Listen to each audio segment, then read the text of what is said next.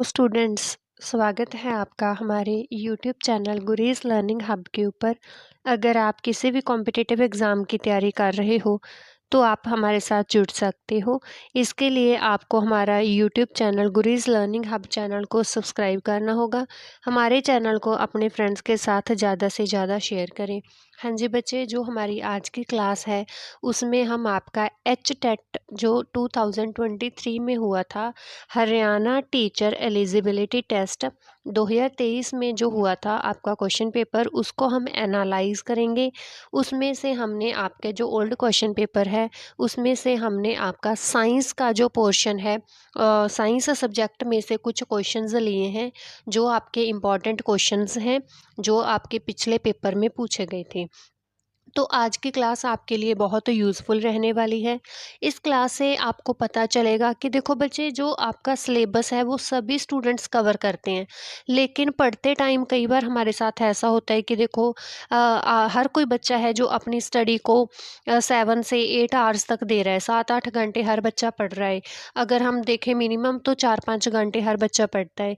लेकिन कई बार क्या होता है, जो बच्चे कम समय अपनी स्टडी को देते हैं वो सक्सेस हो जाते हैं। जो बच्चे ज़्यादा 12-12 घंटे पढ़ रहे हैं, 13 घंटे पढ़ रहे हैं, तो वो बच्चे कई बार क्या होता है पीछे रह जाते हैं, ऐसा होता है। तो उसके पीछे क्या रीज़न है बच्चे?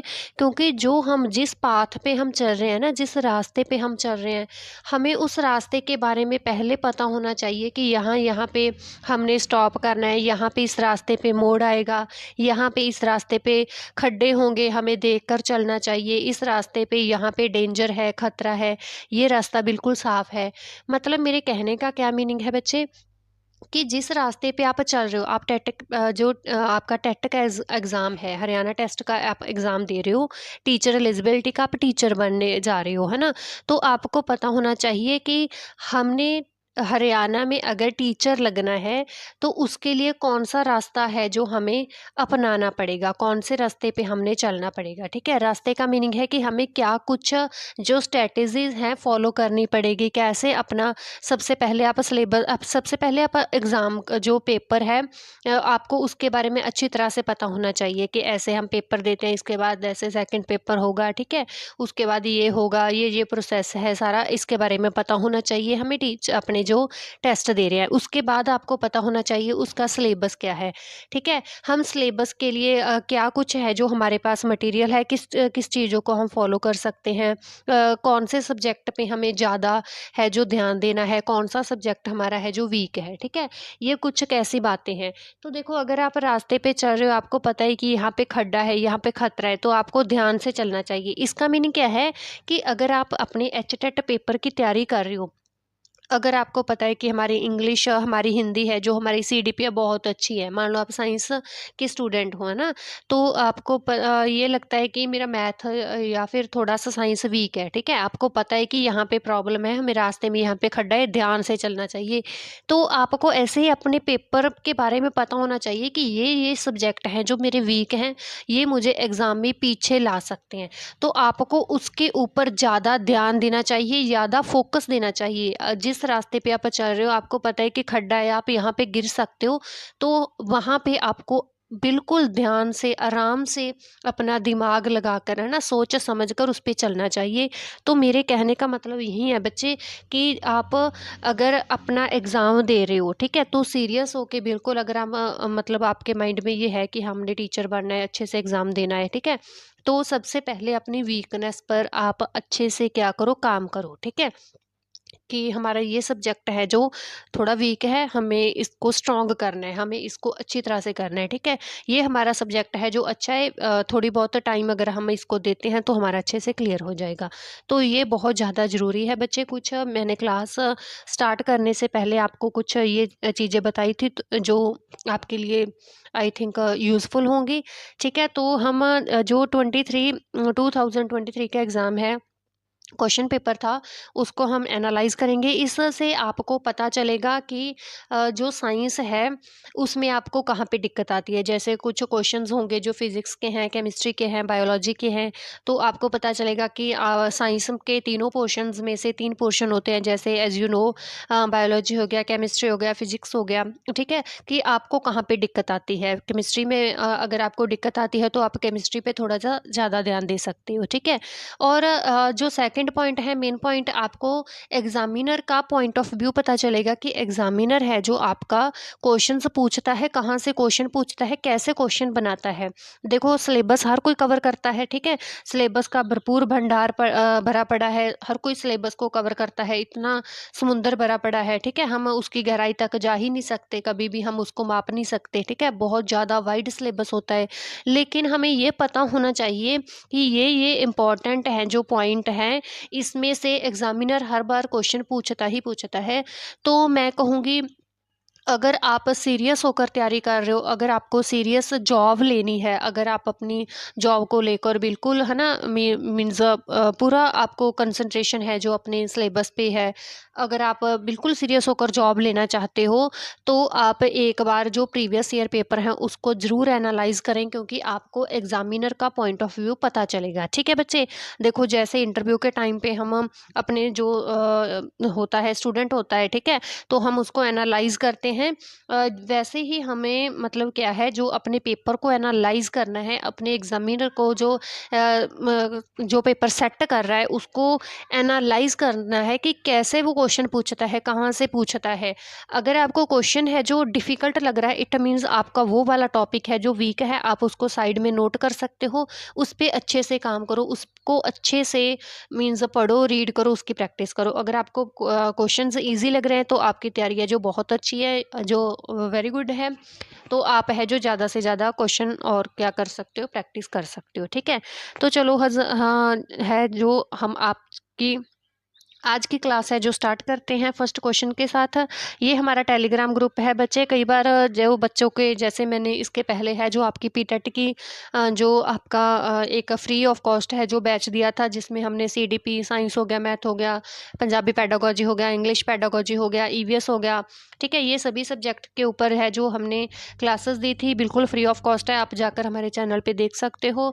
और जो थ्योरी की होती है, एमसीक्यू प्रैक्टिस क्वेश्चंस होते हैं, वो मैं इस टेलीग्राम ग्रुप पे है जो रजे डाल देती हूँ, आप इसको ज्वाइन कर सकते हो, फॉलो कर सकते हो। यहाँ पे जाकर आप है जो अपना जो भी आपको पीडीएफ की ज़रूरत है आप देख सकते हो, बिल्कुल फ्री ऑफ कॉस्ट है जो नो। तो यहाँ पे बच्चे जो हमारा आज का फर्स्ट क्वेश्चन है हम देख सकते हैं। If the amplitude of a loudness of sound become twice, the loudness increased by a factor of। तो इसका जो करेक्ट आंसर बनेगा वो सेकंड बनेगा, बी। फोर्थ है जो इसका B option, by the factor of 4 बिल्कुल करेक्ट आंसर बनेगा।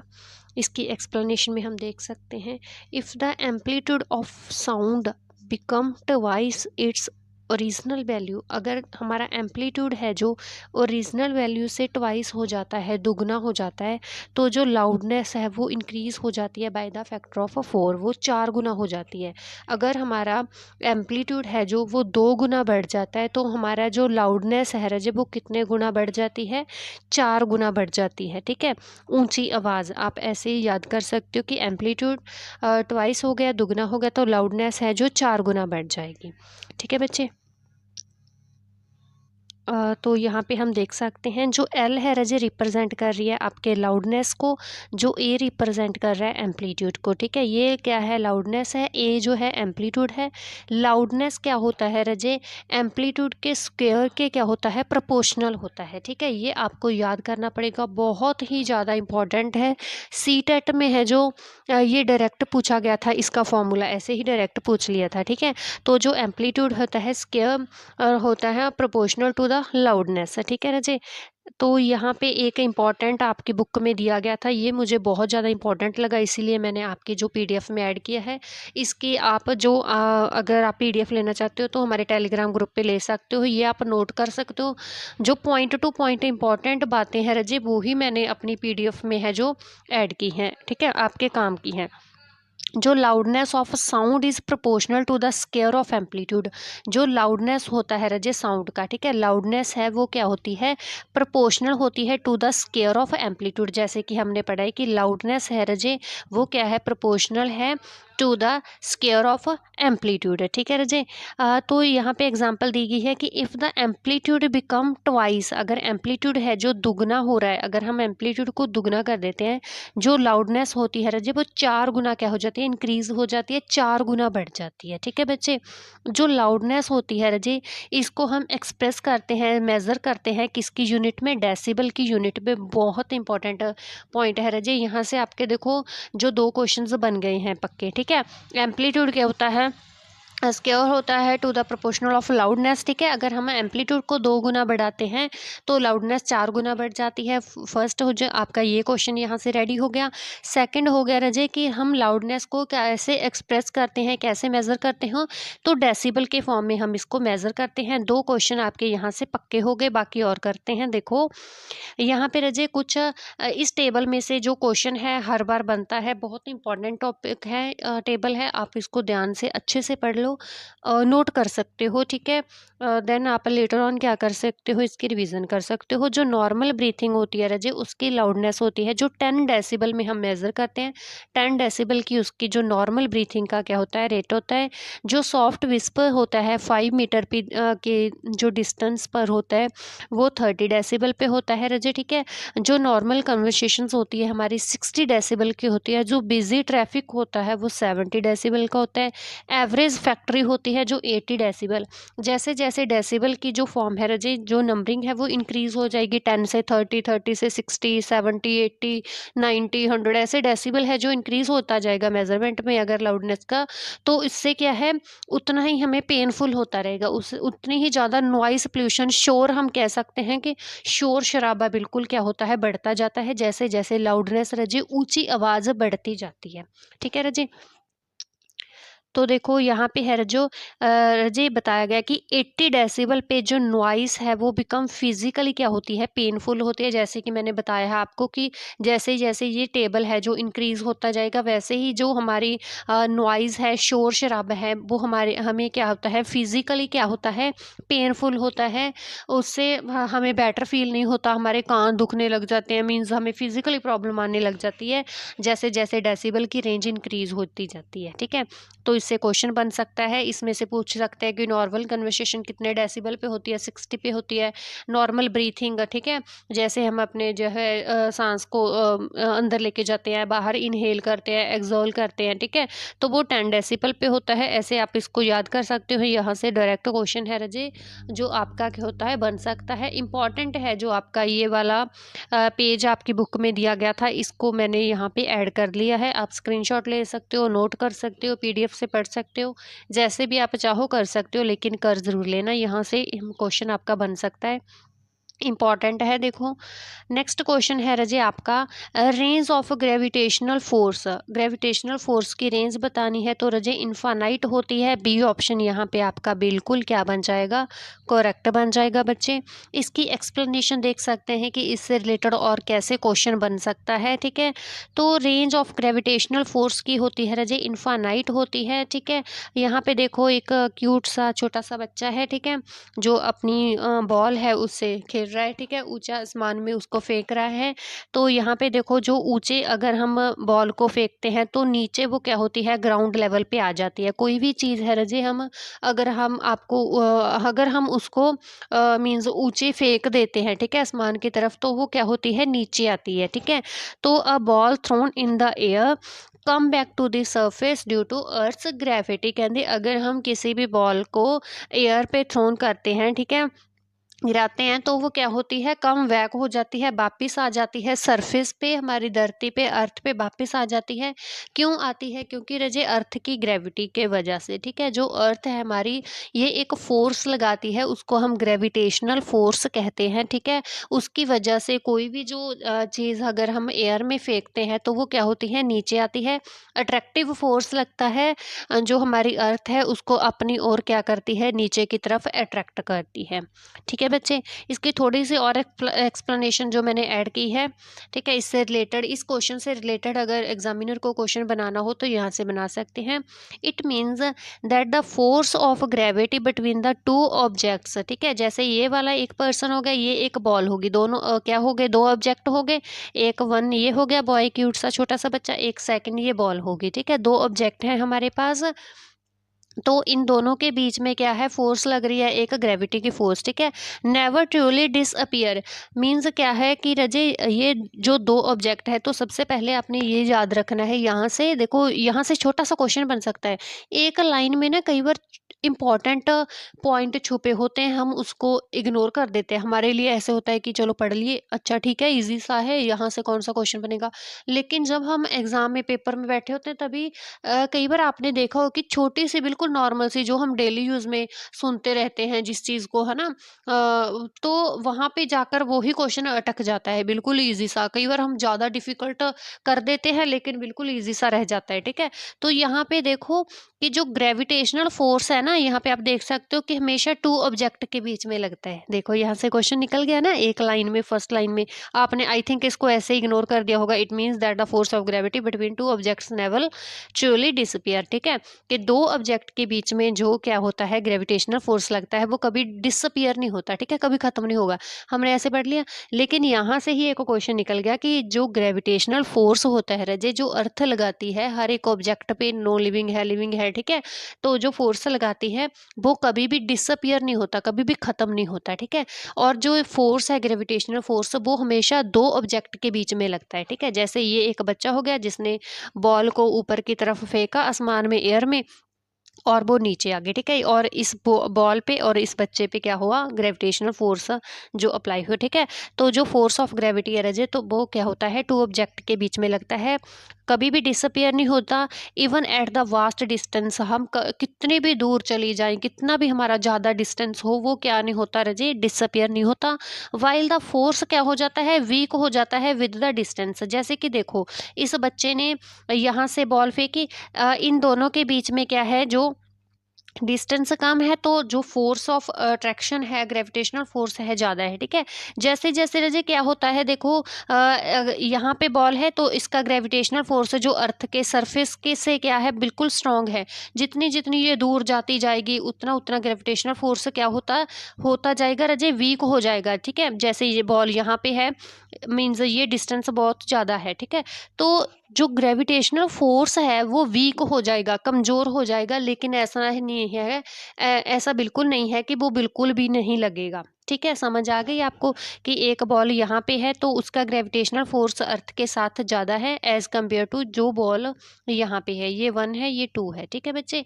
तो जैसे जैसे हमारा डिस्टेंस ज़्यादा होता है, वास्ट डिस्टेंस हो जाता है, बहुत ज़्यादा हो जाता है, तो जो ग्रेविटेशनल फोर्स है वो वीक हो जाती है with in the distance. It never reach zero, zero पे कभी नहीं पहुंचती, ऐसा नहीं है कि बिल्कुल लग नहीं रही, जीरो हो गई है gravitational, unless the distance between the object become infinitely largely, ठीक है।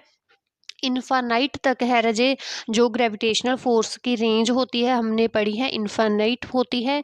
जो ग्रेविटेशनल फोर्स होता है वीक हो जाता है, ऐसा नहीं कि जीरो हो जाएगा, ठीक है, दो ऑब्जेक्ट के बीच में लगता है। ये कुछ इंपॉर्टेंट पॉइंट आपने इस क्वेश्चन से पढ़े होंगे, ठीक है। अगर क्लास अच्छी लग रही है तो आप अपने फ्रेंड्स के साथ शेयर कर सकते हो, ठीक है बच्चे। नेक्स्ट क्वेश्चन देखते हैं। Lichens are very good pollution indicators, यहाँ से देखो they are made up of, यहाँ से एक क्वेश्चन में से ही एक और क्वेश्चन बन सकता है कि dash are very good pollution indicators, ठीक है, कौन है जो बहुत अच्छे इंडिकेटर होते हैं पोल्यूशन के, तो यहाँ पे लाइकन्स इसके ऑप्शन ऐसे भी बन सकता है, ठीक है। तो इसका बताना है रजे, जो लाइकन्स होते हैं वो किसके बने होते हैं, ठीक है। तो यहाँ पे आपकी है जो करेक्ट ऑप्शन आएगी, थर्ड ऑप्शन बिल्कुल आपकी रजे करेक्ट आएगी, सी ऑप्शन बिल्कुल करेक्ट है, ठीक है। फाइकोबायोन्ट्स एंड माइकोबायोन्ट्स जो आपकी बिल्कुल क्या है रजे करेक्ट है, लाइकन्स हैं जो बने होते हैं। फाइकोबायोन्ट्स और माइकोबायोन्ट्स ये किसकी फॉर्म है रजे, अगर हम देखें ये एल्गी और फंजाई की फॉर्म्स हैं, ठीक है। जो रजे लाइकन्स होते हैं वो एल्गी और फंजाई से क्या होते हैं, बने होते हैं, ठीक है। तो यहाँ पे हम देख सकते हैं करेक्ट आंसर रजे फाइकोबायोन्ट्स एंड माइकोबायोन्ट्स आएगा। We say that the algal components of lichens is known as phycobionts. जो एल्गी और जैसे मैंने बोला है कि आपको फंगल का जो कॉम्बिनेशन होता है, फंजाई का जो कॉम्बिनेशन होता है उससे क्या होते हैं जो लाइकन्स है रजे फॉर्म होते हैं, ठीक है, बनते हैं। तो जो एल्गी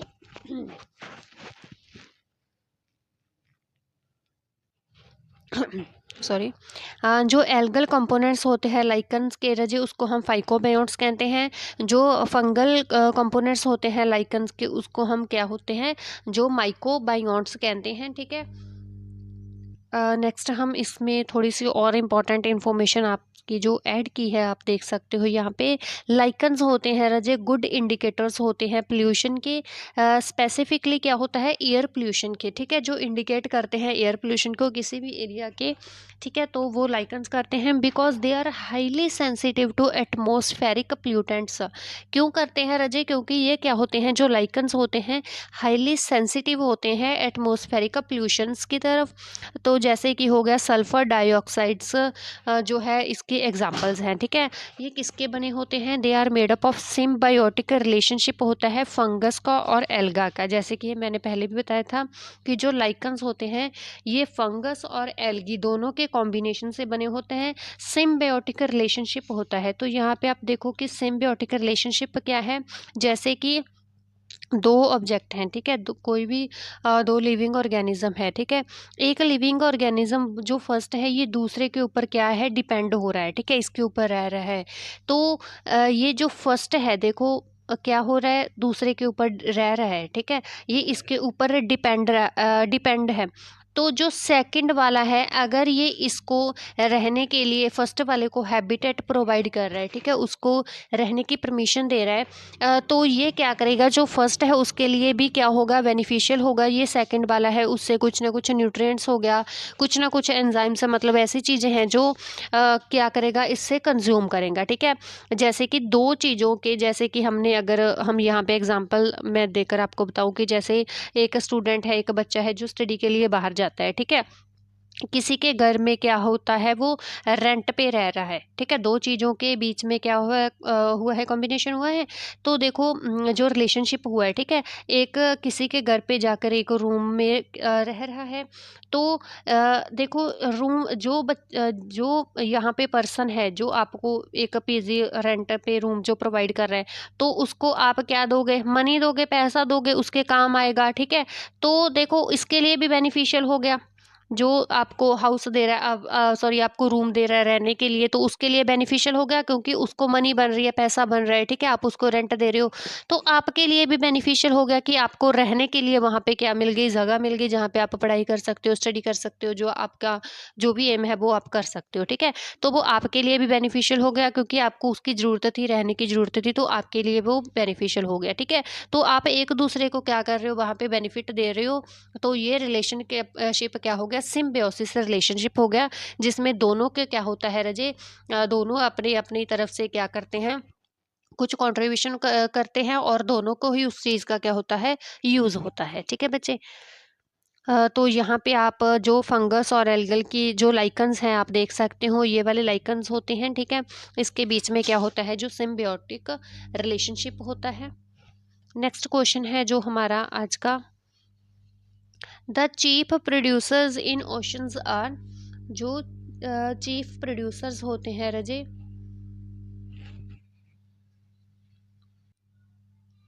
तो वो क्या होते हैं जो चीफ प्रोड्यूसर्स होते हैं ओशंस में, तो रजे वो डायटॉम्स होते हैं। बी ऑप्शन आपकी यहाँ पे क्या बन जाएगी, बिल्कुल करेक्ट बन जाएगी। इसकी एक्सप्लेनेशन देख लेते हैं।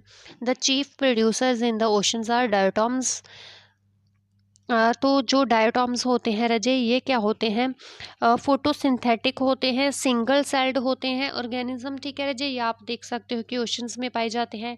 फोटोसिंथेटिक होते हैं जो क्या करते हैं लाइट और कार्बन डाइऑक्साइड वाटर की प्रेजेंस में अपना जो खाना है वो खुद बना लेते हैं सनलाइट की प्रेजेंस में, ठीक है। फोटोसिंथेटिक होते हैं, सिंगल सेल होते हैं, इनकी बॉडी है जो इस ऑर्गेनिजम्स की वो क्या होती है जी एक सेल से बनी होती है, सिंगल सेल ऑर्गेनिजम्स होते हैं, ठीक है बच्चे। डायटम्स होते हैं रजे, ये फाइटोप्लैंक्टन्स की एक टाइप है जो क्या करते हैं, which are primary producers in oceans responsible for the generating oxygen through the photosynthesis. तो जो रजे ओशंस में होते हैं वहाँ पे देखो, हमने देखा है कि क्या होते हैं, मेरीन एनिमल्स होते हैं जो पानी में रहते हैं, ठीक है। तो वो क्या करते हैं, वो ऑक्सीजन लेते हैं। वो ऑक्सीजन कहाँ से लेते हैं रजे, उन ओशंस में क्या होते हैं, जो फाइटोप्लैंक्टन्स होते हैं वो क्या प्रोड्यूस करते हैं, ऑक्सीजन प्रोड्यूस करते हैं फोटोसिंथेसिस से। फोटोसिंथेसिस से वो क्या कर रहे हैं, ऑक्सीजन को प्रोड्यूस कर रहे हैं। वहाँ पे जो वाटर एनिमल्स रह रहे हैं, ठीक है, जो एक्वाटिक एनिमल्स रह रहे हैं, वो उस ऑक्सीजन को क्या करते हैं, कंज्यूम करते हैं, यूज़ करते हैं रेस्पिरेशन के लिए, अदर प्रोसेसेस के लिए, अदर बॉडी फंक्शंस के लिए, ठीक है। दीज आर माइक्रोस्कोपिक एल्गी होते हैं and serve as the base of aquatic food chain. Aquatic food chain मतलब जो वाटर के अंदर एनिमल्स रह रहे हैं, ठीक है, उनको क्या कर रहा है, उनके लिए जो खाना है, जो फूड है, वो क्या कर रहे हैं, डायटम्स क्या करते हैं रजे, प्रिपेयर करते हैं। ये फूड चेन का क्या होते हैं रजे, बेस होते हैं। यहाँ से ही फूड चेन होती है जो स्टार्ट होती है। Due to their sensitivity towards any water chemistry changes, they are excellent indicators of aquatic health, ठीक है। मीन्स जो एक्वेटिक में जो एक्वेटिक एनिमल्स हैं जो वाटर के अंदर रह रहे हैं, उनके लिए जो उनकी हेल्थ क्या जो एक्सीलेंट क्या करते हैं, इंडिकेटर हैं, जो ये इंडिकेट करते हैं जो वाटर के अंदर एनिमल्स रह रहे हैं उनकी जो हेल्थ है वो कैसी है, ठीक है। अगर ये अच्छे से फोटोसिंथेसिस से अच्छा फूड बनाते हैं तो हेल्दीएस्ट जो एनिमल्स हैं जो वाटर के, वो वहाँ पे सर्वाइव कर सकते हैं। They are the major group of algae. इसमें क्या होता है रजे, मेजर ग्रुप ये किसका होते हैं, एल्गी का होते हैं, ठीक है। Form one of the most common form of phytoplanktons, जैसे हमने देख लिया।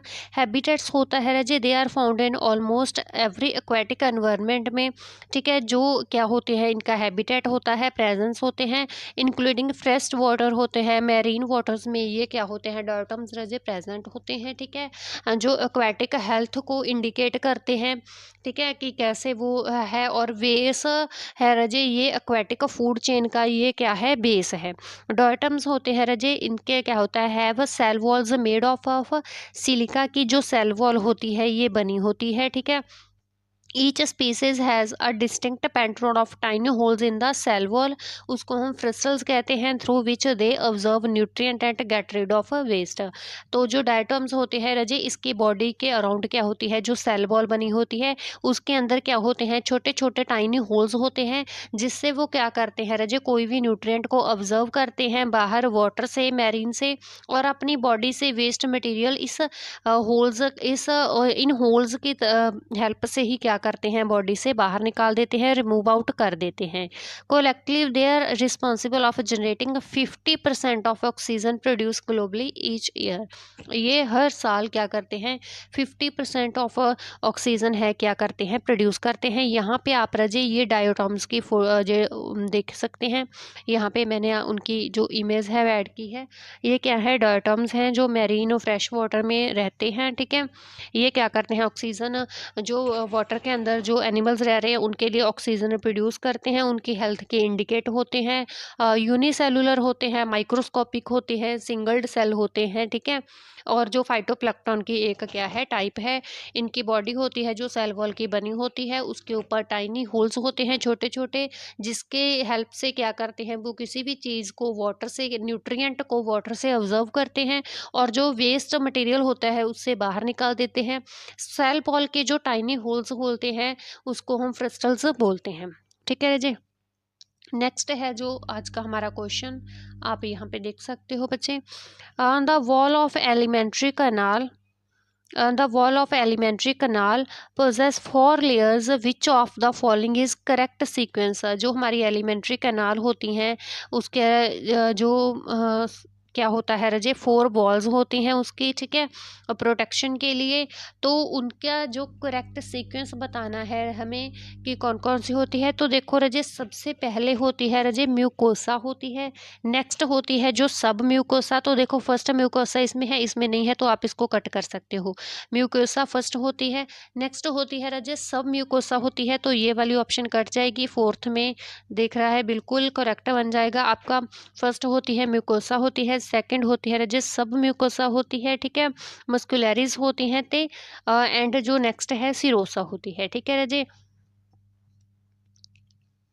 एम एस से आप इसको याद रख सकते हो, ठीक है, म्यूकोसा, सब म्यूकोसा, मस्कुलरिस और सिरोसा। एक्सप्लेनेशन के अंदर थोड़ी सी इंपॉर्टेंट जो पॉइंट हैं आपके नोट किए हैं, आप देख सकते हो। एलिमेंट्री कैनाल है जो डाइजेस्टिव ट्रैक भी हम इसको बोलते हैं। Wall is composed of 4 primary tissue layers. ये क्या कंपोज करती है रजी, इसके अराउंड होते हैं जो 4 टिश्यू लेयर्स होती हैं। फर्स्ट होती है म्यूकोसा, सब mucosa, muscularis and serosa. Mucosa होती है रजी इनर मोस्ट लेयर होती है, बिल्कुल अंदर की तरफ होती है। उसके बाद सब म्यूकोसा होती है, देन मस्कुलरिस होती है। इस ये क्या होती है रजे, सर्कुलेटरी सर्कुलर और लॉन्गिट्यूडनल मसल्स लेयर इसके अंदर प्रेजेंट होती है। इसकी वजह से ही इसको हम मस्कुलर मस्कुलर से ही नाम से ही पता चलता है कि इसके अंदर मसल्स हैं, ठीक है, मस्कुलरिस। और फाइनली बाहर की तरफ होती है सिरोसा होती है, ठीक है। स्टमक की यहाँ पे आप पिक देख सकते हो जो मोस्ट इम्पॉर्टेंट है। तो यहाँ पे देखो रजे है जो आपके दिखाया गया है बच्चे, ये वाली बाहर वाली है जो सिरोसा है, म्यूकस जो मसल्स लेयर है जिसके अंदर मसल्स होती हैं, स्ट्रेच करती हैं, एक्सपेंड करती हैं, सब म्यूकोसा। और बिल्कुल इनर की तरफ क्या होती है रजे, म्यूकोसा होती है। यहाँ पे आप देख सकते हो ये वाली म्यूकोसा है, अंदर वाली बिल्कुल नेक्स्ट सब म्यूकोसल है, ठीक है। उसके बाद मस्कुलर है और बाहर की तरफ क्या है, सिरोसा है। ये आप यहाँ पे देख सकते हो। नेक्स्ट क्वेश्चन है जो हमारा आज का, देखो रजे, अ लाइट इज रिफ्लेक्टेड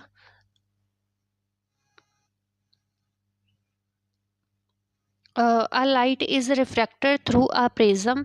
जो एक लाइट होती है वो रिफ्रैक्ट की जाती है एक प्रिज्म के द्वारा, ठीक है। द एंगल ऑफ डेविएशन, तो कौन सा एंगल वहाँ पे फॉर्म होता है, एंगल डेविएशन रजे ये आपको पता होगा, ठीक है। तो इसमें रजे कौन सा होता है, जो एंगल डेविएशन होता है प्रिज्म के अंदर वो क्या होता है, इंसिडेंट रे एंड इमर्जेंट रे का। आप देख सकते हो यहाँ पे जो फर्स्ट ऑप्शन आपकी बिल्कुल क्या बन जाएगी, करेक्ट बन जाएगी, angle between the incident ray and emergent रे, ठीक है। इंसिडेंट और रिफ्रैक्टेड नहीं होता है, रिफ्रैक्टेड जो नहीं होता है, और इमरजेंट एंगल ऑफ प्रिज्म नहीं होता। तो यहाँ पे आप देख सकते हो the angle of deviation in the prism angle between the direction of incident light रे और इमरजेंट रे, दोनों के बीच में फॉर्म हो जाता है। It is the amount by which the light रे is path change at is passes through the prism. तो रजे क्या होता है, जो जब एक लाइट की जो रे होती है प्रिज्म से पास होती है तो वो क्या हो जाती है, डेविएट हो जाती है, ठीक है, चेंज हो जाता है उसका पाथ। जैसे कि ये एक प्रिज्म है, जहाँ से क्या हो रही है, एक लाइट है जो आपके पास हो रही है, ऐसे उसको जाना था लेकिन वो ऐसे चली गई, डेविएट हो गई, ठीक है, अपने पाथ से चेंज हो गई, डेविएट हो गई। This deviation occurs due to refraction. ये रजे क्यों होता है, डेविएशन ऐसे क्यों होती है, रिफ्रैक्शन की वजह से हो जाती है, ठीक है, क्योंकि मीडियम क्या हो जाता है, चेंज हो जाता है। Where light bend when entering and existing the prism. तो जो लाइट होती है रजे वो क्या होती है, बेंड हो जाती है जब क्या करती है, प्रिज्म के अंदर एंटर करती है और एग्जिस्ट करती है, ठीक है, बाहर की तरफ जाती है प्रिज्म से। जैसे ये प्रिज्म है, जब प्रिज्म से एंटर कर रही है तो भी डेविएट हो जाती है, जब बाहर निकलती है तो भी क्या हो जाती है रजे, डेविएट हो जाती है, चेंज हो जाती है, अपने पाथ से अपने रास्ते से भटक जाती है, ठीक है। यहाँ पे आप देख सकते हो ये इंसिडेंट रे है रजे, जो क्या हो रही है, बाहर से आ रही है, ठीक है। ये प्रिज्म है आपका, ठीक है, प्रिज्म पे पड़ती है। तो रजे देखो यहाँ से ऐसे डॉट डॉट पे दिखाया गया, ऐसे उसको सीधी जाना था क्योंकि रे ऐसे ही जाती है ना बिल्कुल स्ट्रेट, लेकिन यहाँ से वो क्या होगी, डेविएट होगी, ठीक है, डेविएट होकर वो क्या कर लिया, उसने अपना रास्ता रजे चेंज कर लिया, ठीक है। तो रजे ये जो एमरजेंट, ये वाली एमरजेंट होगी, ठीक है, और ये वाली इंसिडेंट होगी। देखो यहाँ पे जैसे पिंक से दिखाते हैं, ये वाली रजे यहाँ से आ रही थी, इंसिडेंट थी, और जो चेंज होगी, जिसने अपना रास्ता जो चेंज कर लिया वो इमरजेंट होगी। इन दोनों के बीच में रजे आपका डेविएशन एंगल है जो क्या हो रहा है, फॉर्म हो रहा है, आप देख सकते हो यहाँ पे डेविएशन एंगल। ये इमरजेंट रे रजे कौन सी होती है, जो प्रिज्म से बाहर निकलती है पाथ चेंज करके, ठीक है, पाथ चेंज करने के बाद जो प्रिज्म से बाहर निकल रही है, इंसिडेंट रे को हम बोलते हैं। सॉरी इमरजेंट रहेगी, ठीक है। नेक्स्ट है रजे आपका the scientist who first explain the cell divide and new cells are formed from pre existing. मतलब वो कौन सा साइंटिस्ट है जिसने बताया था कि सेल है जो डिवाइड होते हैं। जैसे कि यहाँ से देखो आप ये चीज़ को नोट कर सकते हो, ठीक है, कि जो न्यू सेल्स होते हैं रजे वो प्री एग्जिस्टिंग जो पहले सेल्स प्रेजेंट होते हैं उनसे ही क्या होते हैं, फॉर्म्ड होते हैं, उनसे ही बनते हैं। जो न्यू सेल्स होते हैं रजे वो प्री एग्जिस्टिंग सेल्स जो पहले से रह रहे हैं, एग्जिस्ट कर रहे हैं, उन सेल से ही न्यू सेल्स फॉर्म होते हैं। तो ये किसने बताया था, तो आपको पता होना चाहिए, बहुत ही ज़्यादा इम्पॉर्टेंट है रजे ये। तो जो बी ऑप्शन आपकी बिल्कुल करेक्ट बन जाएगी। रुडोल्फ विर्चो ने ये बताया था कि जो सेल्स हैं वो प्री एग्जिस्टिंग सेल्स से ही क्या होते हैं, फॉर्म्ड होते हैं, ठीक है बच्चे। तो इसकी एक्सप्लेनेशन देख लेते हैं। The scientist who first explain that cells divide, इन्होंने बताया था रुडोल्फ ने कि जो सेल्स होते हैं वो डिवाइड होते हैं, न्यू सेल्स होते हैं फॉर्म्ड हो जाते हैं रजे प्री एग्जिस्टिंग सेल्स से।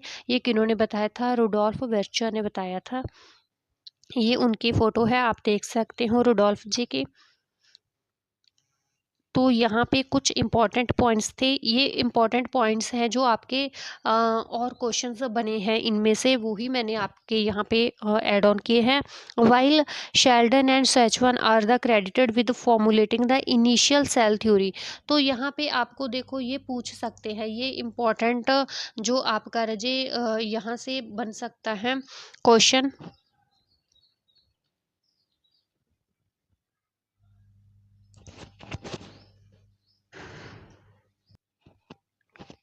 तो while Sheldon and Schwann are the credited with formulating the initial cell theory, तो जो initial cell theory सबसे पहले जो cell theory दी थी तो श्लाइडन एंड श्वान ने दी थी। वर्चुअल लेटर बाद में जो है जो रजे रुडोल्फ आए थे, तो उन्होंने क्या किया था, एडेड क्यूरिकल concept all cells comes from pre existing cell. जो सबसे पहले सेल थ्योरी दी थी रजे वो शेल्डन एंड श्वैन ने दी थी। उसके बाद जो रुडोल्फ आए थे उन्होंने बताया था कि जो न्यू सेल्स होते हैं वो प्री एग्जिस्टिंग सेल्स से ही क्या होते हैं, फॉर्म्ड होते हैं। उन्होंने जो सेल थ्योरी को किया गया था रुडोल्फ ने कंप्लीट किया था। आप इस जो पॉइंट को नोट कर सकते हो। जो वेल्दर फ्लेमिंग है known for his observation cell division के लिए ये जाने जाते हैं, पर्टिकुलरली माइटोसिस के लिए, ठीक है रजे, जाने जाते हैं। उसके बाद है जो रॉबर्ट हुक है रजे, इन्होंने क्या किया था, डिस्कवर किए थे cells by the observing dead कॉक सेल अंडर अ माइक्रोस्कोप, ठीक है। इन्होंने रजे जो डेड सेल्स हैं उनको माइक्रोस्कोप के नीचे रखा था और उनको ऑब्जर्व किया था, रॉबर्ट हुक ने किया था। Sheldon and Swan developed the initial cell theory starting all living organism are composed of cell। इन्होंने बताया था कि जो हर लिविंग ऑर्गेनिज्म है उनके बॉडी के अंदर क्या होता है, लिविंग ऑर्गेनिजम्स की बॉडी है जो सेल्स से क्या होती है, बनी होती है, वो इन्होंने बताया था, ठीक है बच्चे। तो ये थे हमारी आज की क्लास के कुछ इम्पॉर्टेंट क्वेश्चंस। अगर आपको क्लास अच्छी लगी तो आप हमारे यूट्यूब चैनल को रजे सब्सक्राइब कर लो, क्लास को लाइक करना और अपने फ्रेंड्स के साथ शेयर करना। ग्रुप्स में अगर आप और किसी ग्रुप्स में ऐड हो तो आप वहाँ पे हमारी क्लास को शेयर कर सकते हो। अगर आपको क्लास थोड़ी सी भी अच्छी लगी तो अच्छे अच्छे कमेंट ज़रूर करना, ठीक है।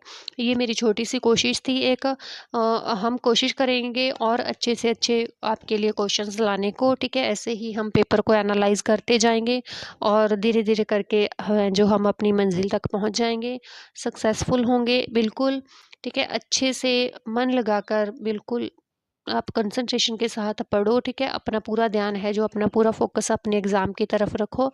आपका पेपर बहुत ही ज़्यादा अच्छे नंबर से है जो पास हो जाएगा और आप गवर्नमेंट टीचर लग जाओगे, ठीक है। बेस्ट विशेज़ है मेरी आपके साथ। Thank you for watching my class.